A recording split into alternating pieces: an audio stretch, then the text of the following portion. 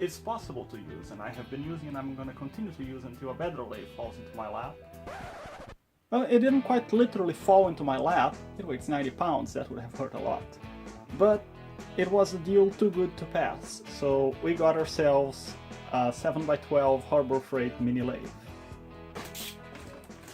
Let's see what I've got here.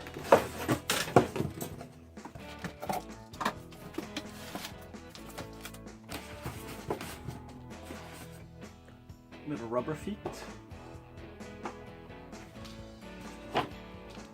Get the little handles for the wheels.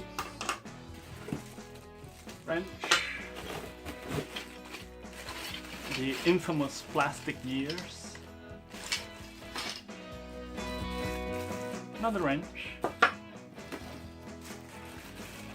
Chuck jaws and the chuck key. And I think this is the live center. It's packed like one of those spares you get at a supermarket. Oh, there it is.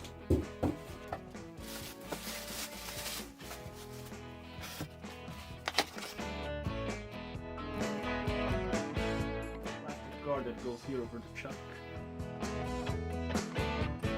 Instructions and lots of grease and an extra fuse. How am I gonna get this thing out of there?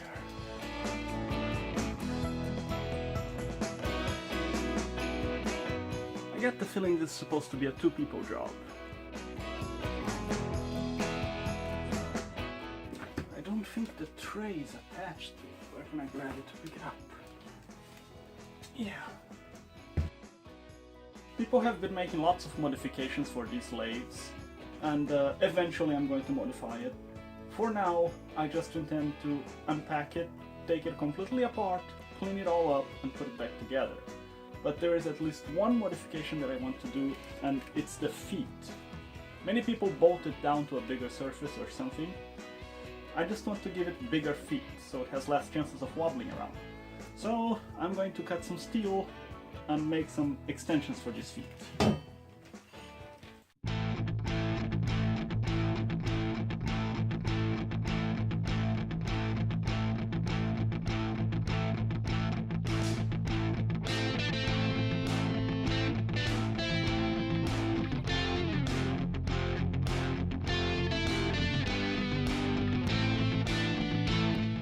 Alright, now that it has some proper feet, we can get started. The thing with these lathes is that for them to be any good, you almost invariably have to take them completely apart and rebuild it.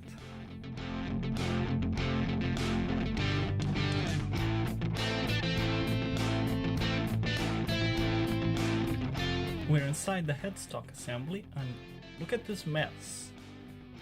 Never mind the plastic gears, let's start with the fact that there is no lubrication of any kind at all on these gears. There's nothing.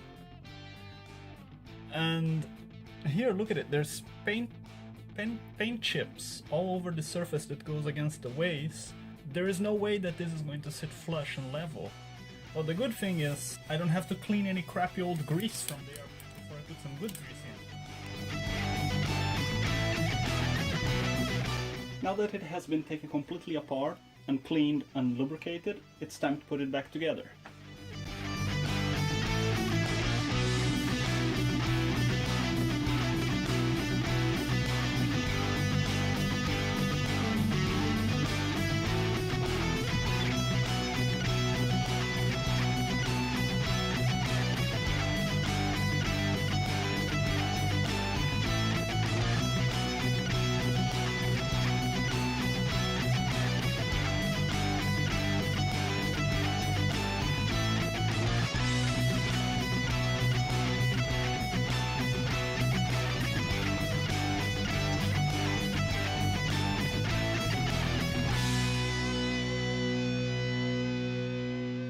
It required a lot of adjusting, but I managed to get it to run through eventually. There is still a little bit of run out, but that's because the chuck jaws are not as precisely machined as one would hope. Now I couldn't end this without doing some test cuts, so let's see how good it cuts now that it's all fully adjusted. I believe that for what you pay, if you're willing to put in the time and the effort, this can be a good lathe. You have to put work into it though. Like people say when they remodel a house, this has good bones. It has some quirks, and expect maybe one or two not entirely good parts. Mine has a wobbly gear. I contacted Harbor Freight about it and they will be sending me a replacement for it, but it may take up to 10 weeks. Don't expect to use it just the way it comes out of the box. It'll probably seize in a few days. If you have a small workshop, this might work for you, but be ready to put in a lot of time to fix it. Mine took about 20 to 30 hours to get it fine-tuned. Other than that, I like it. I think I'm gonna have fun with it. So if you have any questions, any comments, please leave them below. And as always, thank you for watching. I'll see you next time.